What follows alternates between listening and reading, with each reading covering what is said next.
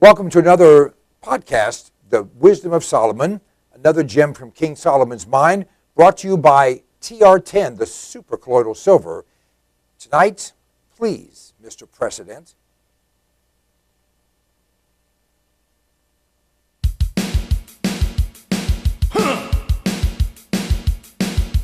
Want to talk? So let's talk. Yeah. Talk. You want to talk?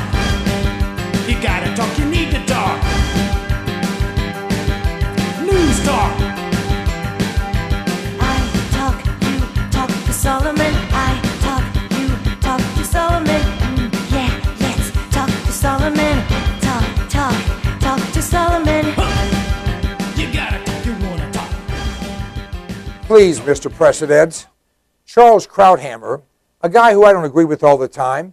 I think he's a bit on the hard side, but he wrote a brilliant column. Many people are quoting from it, and he talks about Obama the mortal.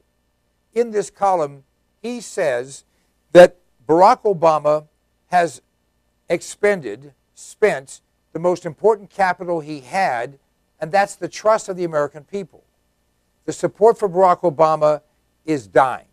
Why? Because he has shown himself in many ways to be, well, to the left of America, dramatically to the left of America, and not willing to be forthright and honest with America, and assuming and presuming that if he does it, it's okay whether or not it is, or it's even legal, or if it's even acceptable. And the result has been that Barack Obama has squandered incredible capital, and he'll never get it back. And as he addresses the school children, and we'll talk about that with Alan Keyes, and as he addresses the nation through our legislators in a rare joint session of Congress, he still imagines the Roman columns. He still imagines the adoring fans. He still imagines the tens of thousands of people who were bussed in and paid to be there, all fawning over him. The only problem is that group has shrunk to a very modest number. And now less than half of the people have anything positive to say about him. He's blown it. He really has. He's blown it. Now, many people think that Barack Obama is more like FDR than he thinks. He wants to be known as the greatest. He lays the hints. You ever notice that subtle hints that he puts down?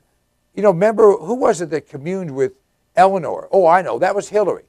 Well, he's communing with FDR, and he's making the same mistakes FDR made, and many people believe that Obama has snatched defeat from the jaws of victory, where he could have, just through the natural course of things, been seen as a hero by leaving things alone, by encouraging Americans to have confidence. Instead, he's bankrupted the nation. He has tried to socialize the nation. He has made dramatic inroads into areas where government should not be, and the result is he's exacerbated what we have, and now instead of having a downturn, we will have a depression. We are having a depression.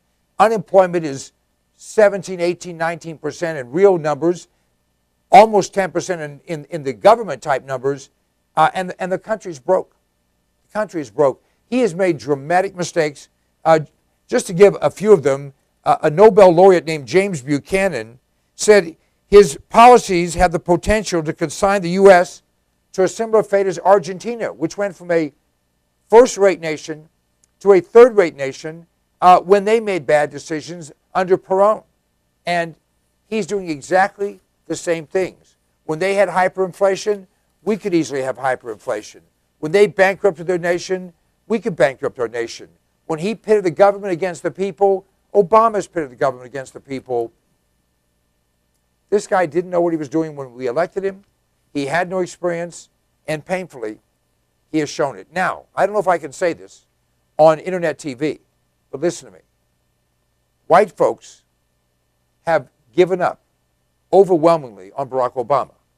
Now, I know there are folks out there that call everyone a racist who doesn't back him. I was about to say, Stan, that's not really fair. Just because they've given up on him, they might not be white. Well, there's some blacks that have given up on him too, but he has overwhelming support in the black community in the 90s. But the fact is, he's lost the independents.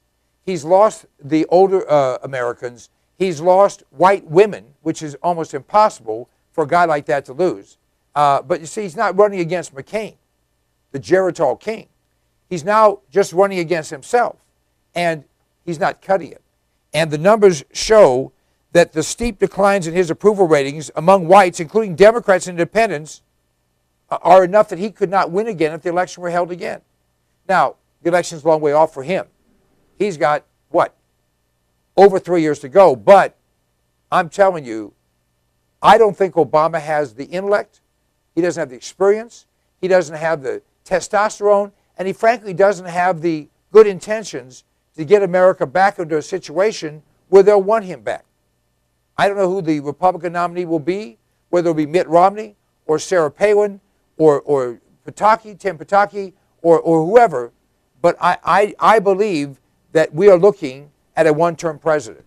Stan, what if they made him white, like this? If they made him white? Well, I don't know. Well, they made Michael Jackson white. Maybe they can make him white. I don't know. But I don't think color is the relevant issue. I think the relevant issue, you know what? There's a picture of what he would look like with a Thrill Cream.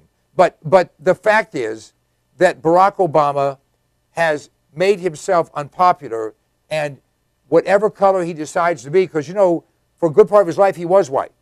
Then for a good part of his life, he was black. I don't know the next part of his life whether he'll be Native American. I don't know. It doesn't make any difference. The thrill is gone. And no matter how much Thrill Cream he uses, it ain't going to work. Please, Mr. Precedent.